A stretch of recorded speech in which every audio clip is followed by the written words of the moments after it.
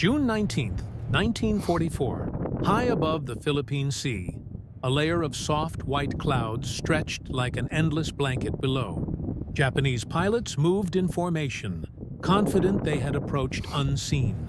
But then, dark shapes emerged, rising straight through the clouds with controlled, relentless speed. U.S. F-6F Hellcats, guided by radar, climbing into perfect intercept positions. The moment was silent, and then everything happened at once. If you value clear, respectful history storytelling, consider subscribing. By early 1944, the Pacific War had entered a decisive new phase. The Japanese Empire, once confident in its naval aviation dominance, was now facing a shifting reality. Just 2 years earlier, Japan's carrier fleet had seemed nearly unstoppable. The legendary Zero fighter, light and maneuverable, had swept through the skies across the Pacific. Its pilots were highly trained, disciplined, and shaped by years of combat experience in China and Southeast Asia. When the war began, Japan appeared to hold every advantage, but war rarely preserves advantages for long.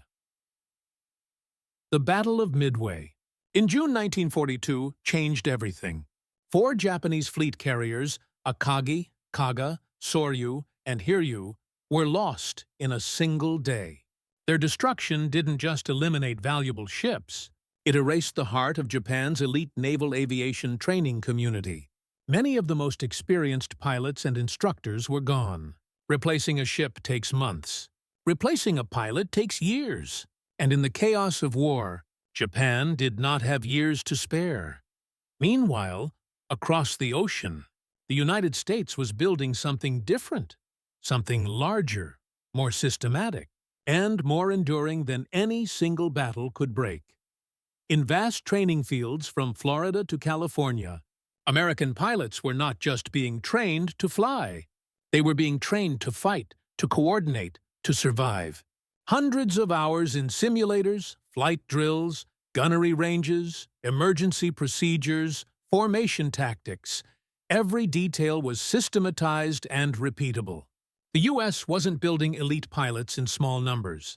It was building thousands of capable aviators with consistent, standardized skill. By 1943, the industrial capacity of the United States was in full motion. New carriers emerged from shipyards faster than Japan could track them. Air groups could be rotated, resupplied, and reinforced without slowing the operational pace. Aircraft production dwarfed Japan's by staggering proportions. For every 1 new Japanese fighter that took to the air, America produced 5 to 6. The airplane that symbolized this shift was the Grumman F-6F Hellcat. It was not delicate. It was not graceful. It was powerful. It was built to absorb damage, to climb, to dive, and to win. Its engine, the Pratt & Whitney R2800 Double Wasp, gave it strength and altitude performance the Zero could not match. And unlike the Zero, the Hellcat protected its pilot with armor plating and self-sealing fuel tanks. American pilots could take hits, escape, return home, and fly again the next day. Japanese pilots, flying Zeros with no armor and no protection, often did not return at all. But aircraft alone do not decide battles. Information does. And here, too, the United States had transformed the war. Across the Pacific, the U.S. Navy perfected the use of ship-based air search radar. Carrier groups no longer relied solely on visual spotters. Radar operators could detect approaching enemy aircraft dozens of miles away, often before those aircraft had even assembled into attack formations. With this advantage, American fighters did not need to patrol blindly. They were directed. They were vectored. They were positioned with purpose. When enemy aircraft approached, U.S. pilots were already climbing, already closing, already waiting. Japan, by contrast, lacked both radar coverage and coordinated airborne command. Even when Japanese pilots approached undetected, they rarely knew what awaited them above the clouds. By early 1944, the world's balance of air power had shifted. Japan was fighting with fewer carriers, fewer veteran pilots, and fewer aircraft. The U.S. Navy was moving toward the Marianas, Saipan, Tinian, and Guam, territories Japan considered vital to the defense of its homeland. If the United States captured the Marianas, American long-range bombers could strike the Japanese home islands directly. Japan could not allow that to happen, so, in June 1944, the Japanese Imperial Navy mobilized nearly all remaining carrier aviation forces. It was a last major attempt to regain control of the skies and halt the advance of the U.S. Pacific Fleet. But the Americans were ready. They had the machines. They had the training. They had the numbers. And, soon, the skies above the Philippine Sea would reveal just how much the war had changed. The stage for the confrontation was set, not by chance, but by years of shifting power, experience, and preparation. Now, the question was not whether the battle would come, but how it would unfold. And that answer began with the islands of the Marianas. By mid-1944, the Pacific was no longer the vast, open expanse Japan once controlled. Step by step, island by island, the United States had advanced across the ocean, constructing airfields and naval bases along the way. The American strategy was systematic: seize key terrain, build airstrips, extend fighter range, and repeat. Each captured island served as a stepping stone toward the Japanese homeland.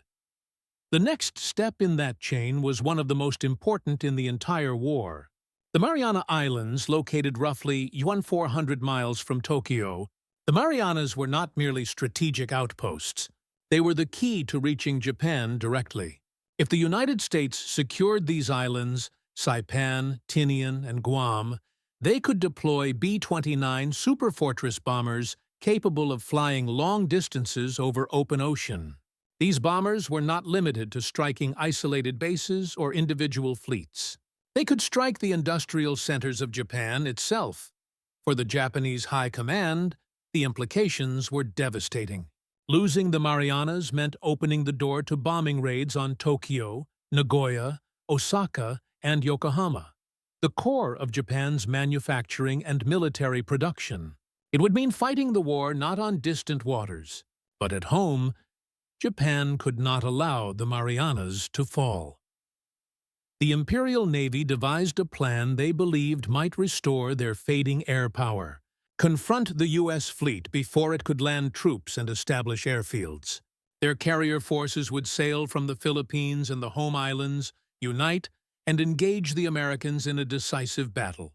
Japanese doctrine called this the decisive battle strategy, a single, overwhelming engagement to turn the tide. But the world, that strategy had been written for, no longer existed. The Japanese believed they could lure U.S. carriers into range of land-based aircraft and then overwhelm them with waves of coordinated attacks.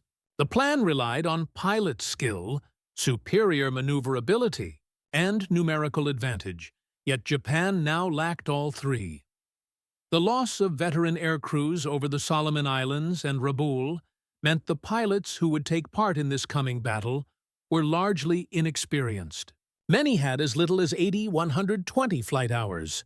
Training was rushed, fuel was scarce, and practice dogfights were infrequent.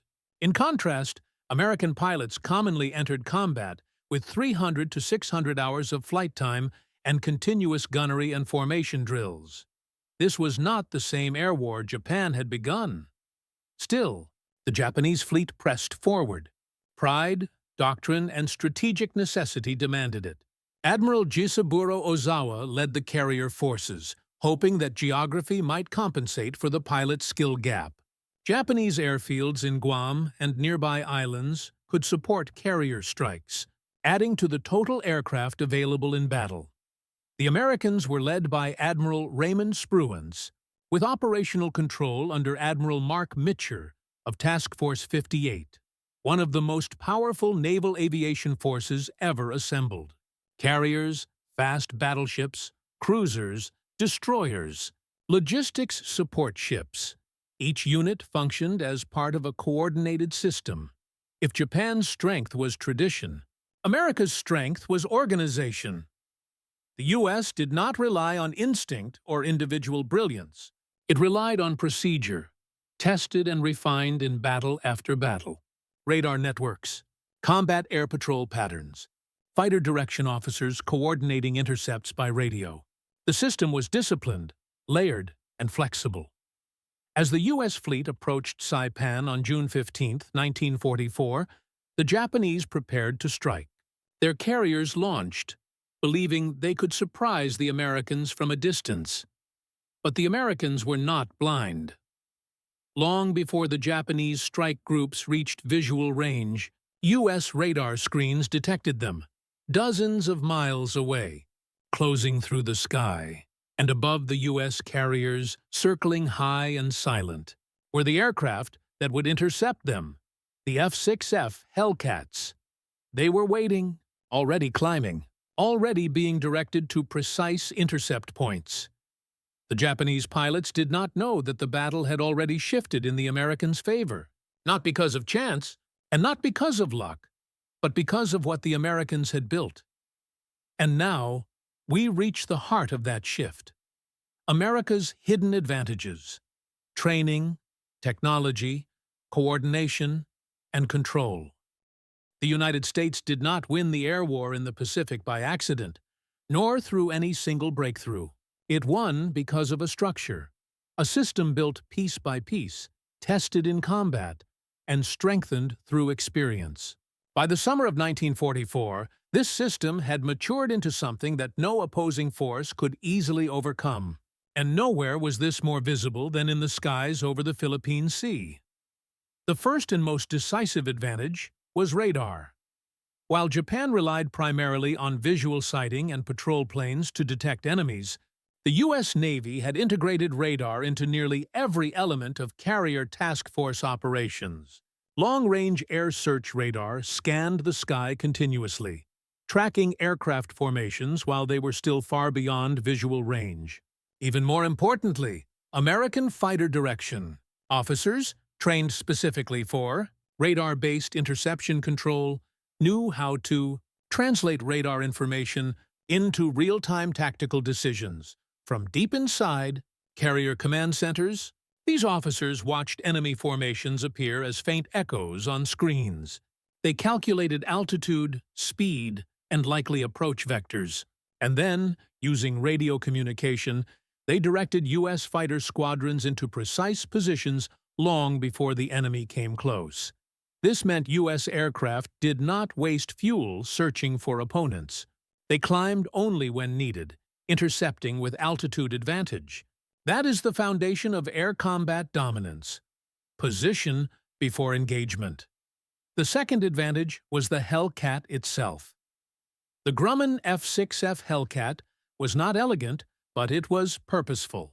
Its frame was strong, heavy enough to survive gunfire that would rip through a Zero. It possessed a fighter's most valuable trait: the ability to dictate the terms of engagement. If a Hellcat wanted to climb, it did.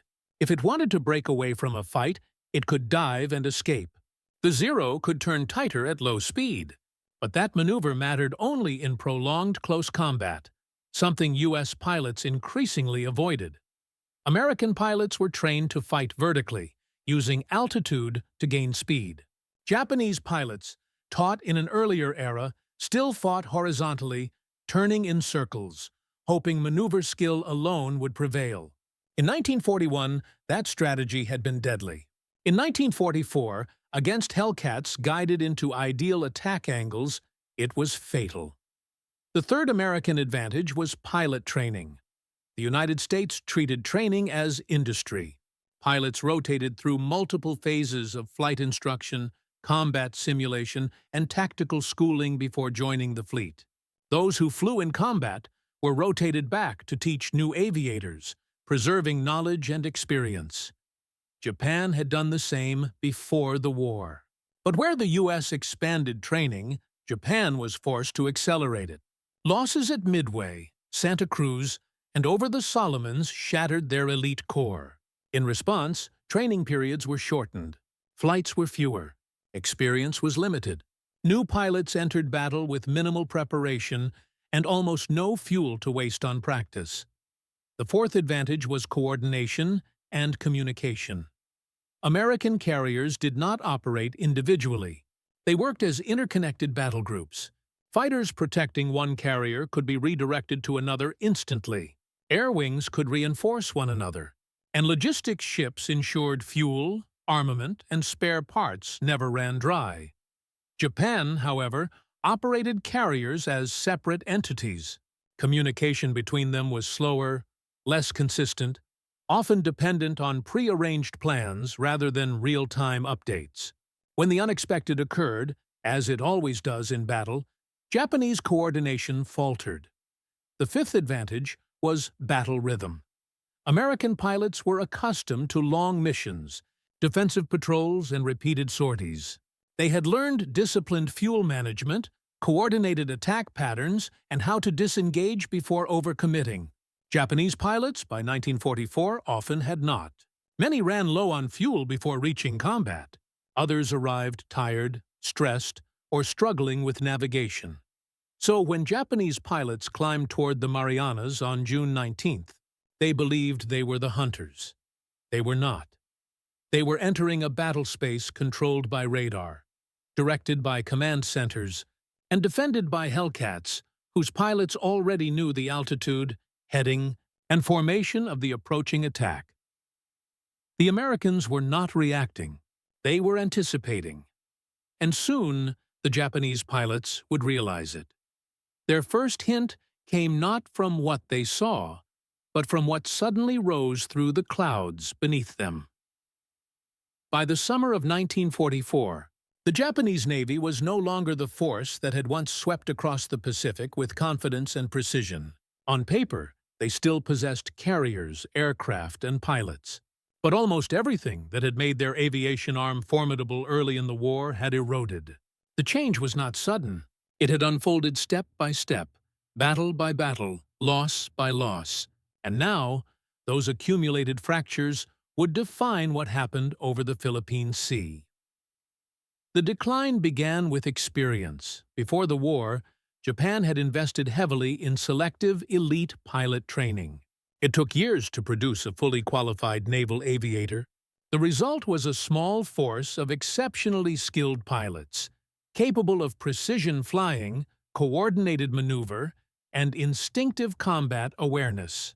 In 1941 and early 1942, these pilots dominated the skies not just because they flew the Zero, but because they had the hours, discipline, and shared tactical language to outthink and outmaneuver their opponents. But elite systems are fragile. When you lose the members who embody the knowledge, the system collapses faster than it can be rebuilt. And Japan lost too many of them at once.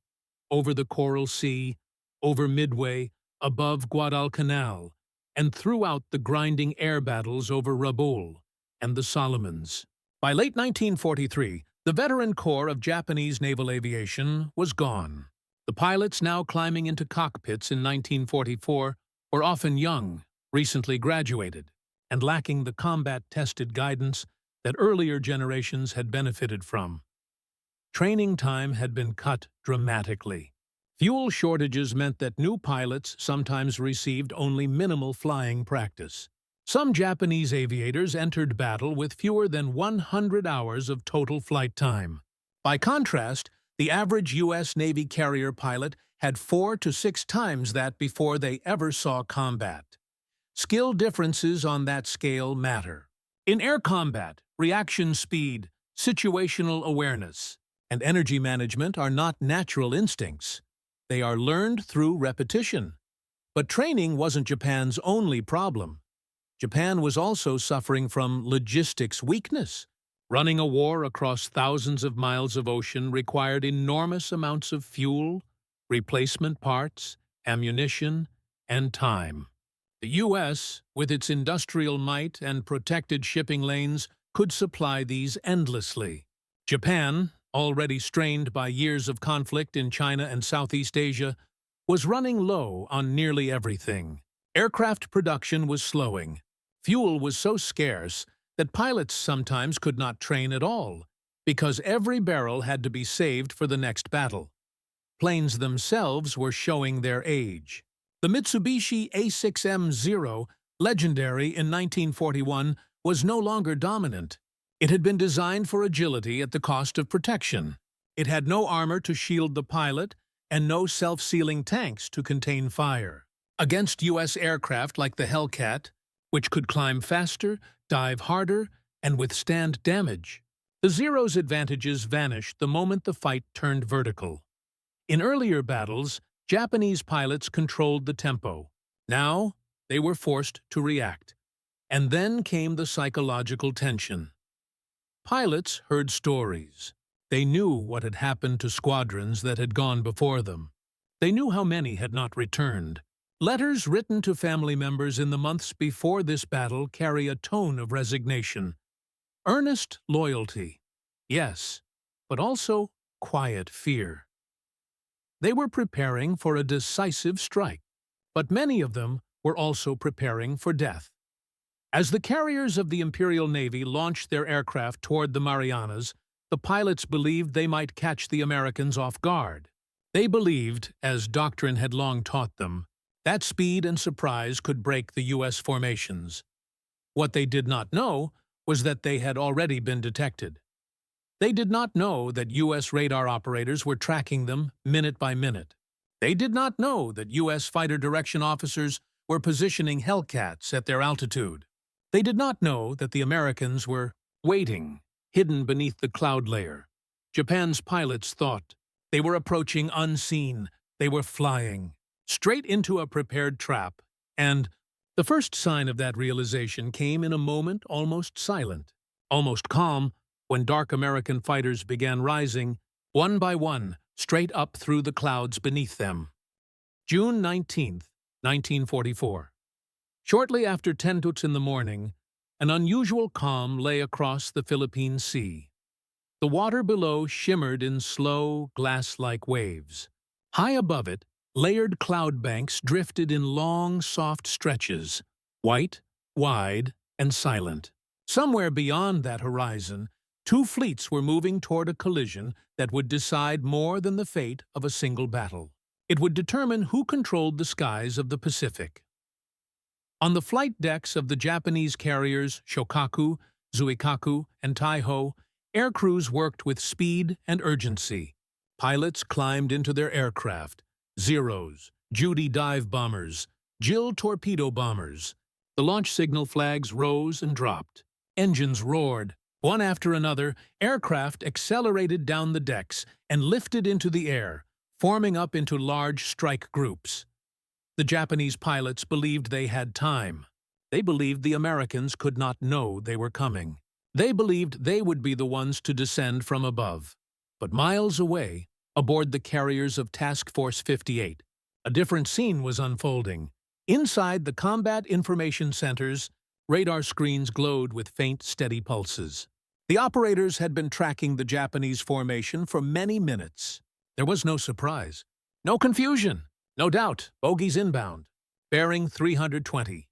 Angels 20.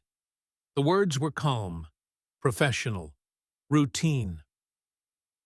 American fighter direction officers began calculating vectors.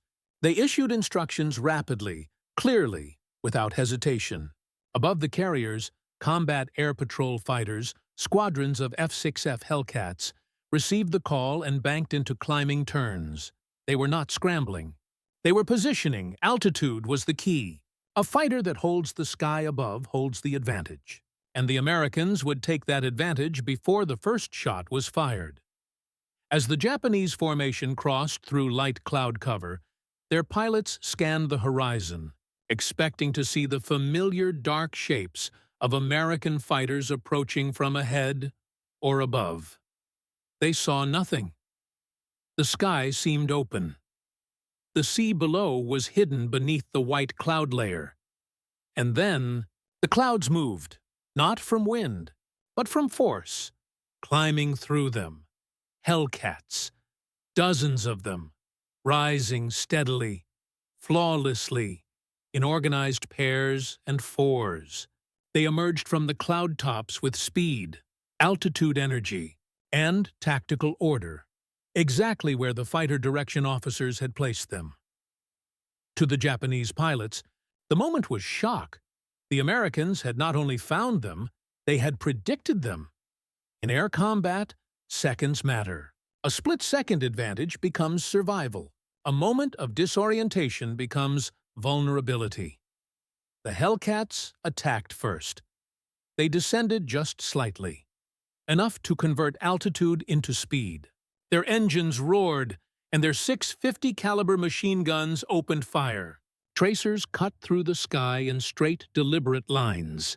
Zeros maneuvered to respond, but at high altitude, in climbing engagements, the Zero was outmatched. Its light frame that once gave it agile dance-like turns was now a disadvantage. At low speed and high altitude, it lost responsiveness. American pilots did not turn fight. They used energy. They climbed, dove, fired, and climbed again. They stayed mobile. They stayed fast. Japanese formations began to break apart. What had begun as an organized strike wave now became scattered, each pilot trying to evade or counter the Hellcats, attacking from above and behind. Some Japanese pilots attempted steep turning spirals, the maneuver that had served them well early in the war. But the Hellcats did not follow them horizontally. They did not need to. They simply pulled up and came back down again, using gravity and horsepower to maintain speed advantage. Minutes passed. Aircraft spiraled, climbed, dove, and fell. Trails of smoke marked the sky, slowly drifting downward toward the sea. Many Japanese bombers never even saw the American fleet. They were intercepted miles away, destroyed before they could approach dive or torpedo range. The pilots who survived the first wave realized the truth. This was not the same war they had once fought. The Americans were not reacting. They were orchestrating, radar directed, altitude planned, fighter wings coordinated. Even communication was different. American pilots shared constant updates: position, speed, enemy heading, fuel status. Japanese pilots, trained in minimal radio procedure, flew largely in isolation once combat began. Without guidance, without vectors, without group reform points, their formations dissolved quickly. One Japanese pilot, who survived and was captured weeks later, recalled, "The enemy came from the clouds, from below and above. We could not see them until the battle had already begun. They were already in position. We were already too late." The first strike wave collapsed in less than 20 minutes. The second and third waves met similar fates. By midday, the sea below was scattered with smoke plumes, burning oil, and the distant silhouettes of parachutes slowly descending. Japanese pilots who bailed out knew rescue was unlikely. Many would drift alone, unseen, becoming small figures lost in the immense blue expanse. Meanwhile, the American carriers continued moving forward, their decks calm, controlled, and coordinated, ready to launch their own strikes when the time came. The moment the Hellcats rose through the clouds was not just a tactical success. It was the visible, unmistakable symbol of a larger reality. Japan no longer controlled the air. America did. And from that moment forward, the outcome of the battle was no longer in question. When the final Japanese aircraft fell away from the sky and the echoes of gunfire faded into the wind, the magnitude of what had happened began to take shape. The air battle over the Philippine Sea was not a single engagement. It was a dismantling, a systematic, undeniable breakdown of Japan's ability to wage air warfare.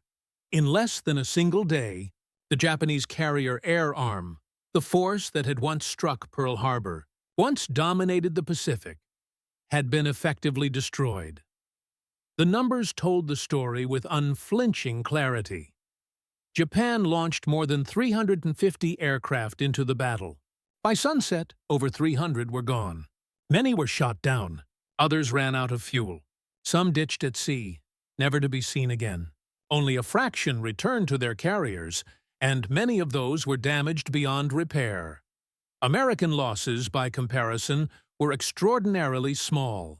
F-6F Hellcats, with their rugged frames and defensive design, often survived hits that would have turned Zero fighters into flames. Some returned with bullet holes, others landed with smoking engines.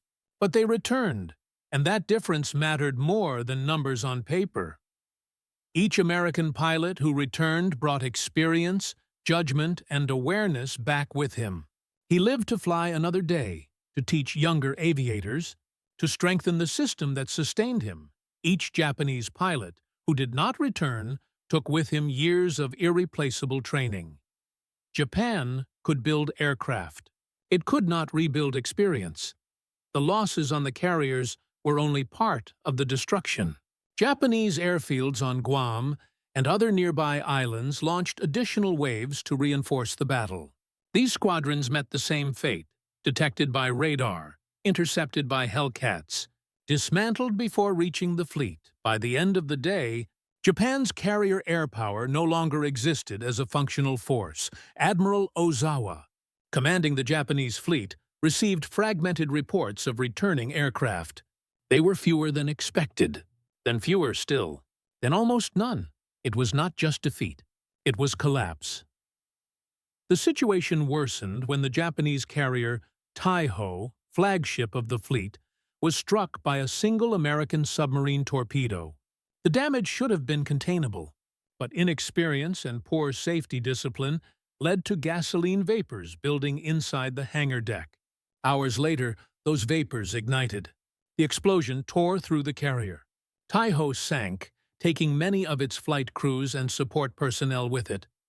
On another carrier, Shokaku, torpedoes struck deep and fatal. Flames rolled across the decks.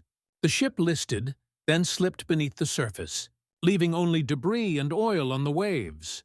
But even these catastrophic losses of ships were not the turning point. The turning point had already occurred in the sky, when the Japanese air groups were destroyed before they reached the U.S. fleet. Without pilots, a carrier is simply steel, and it was the pilots who were gone.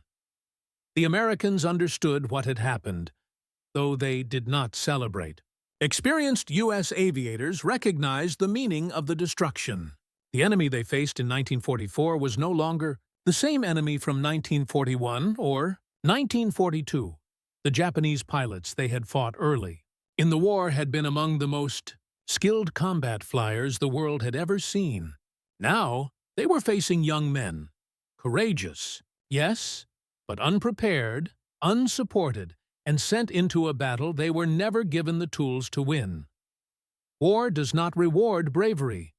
It rewards preparation, organization, discipline, and sustainment.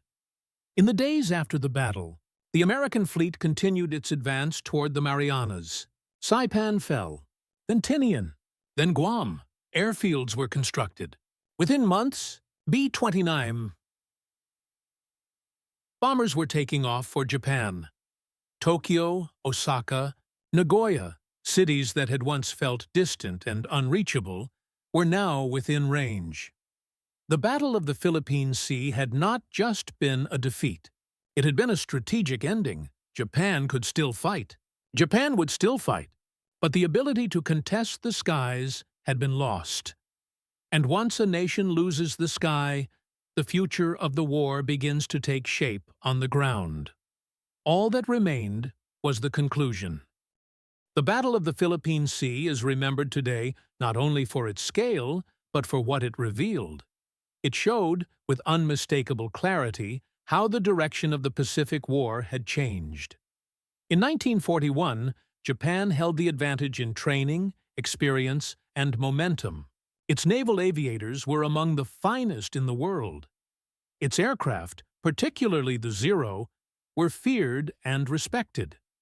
The United States fought from a position of reaction, but by 1944, the roles had reversed. The United States had built a system capable of sustaining war across oceans, an industrial engine, a training network, a logistical frame stronger than any single battle. It was a methodical strength, one that grew year after year, pilot after pilot, carrier after carrier. When the moment of confrontation came, that structure could not be outmaneuvered, outflown, or overwhelmed. The Japanese pilots who rose into the sky that morning did so with courage. Many knew, on some level, what they were flying into. They had been brought up in a tradition that valued duty above survival. But courage, when unsupported, cannot change the outcome of a war. What the world witnessed that day was not simply a tactical defeat. It was the passing of an era. The sight of American Hellcats rising through the clouds was more than a battlefield image. It was a symbol. It marked the moment when air superiority, once the defining strength of the Japanese Navy, was transferred to the United States. From that point forward, Japan would be defending, not advancing. Responding, not shaping, and history would continue from there, steady and irreversible. The war was not over. Far from it. Hard battles still lay ahead. Iwo Jima, Okinawa, and the final decisions that would shape the end. But the skies over the Pacific now belonged to one side, and once the sky is lost, the rest of the war begins to follow.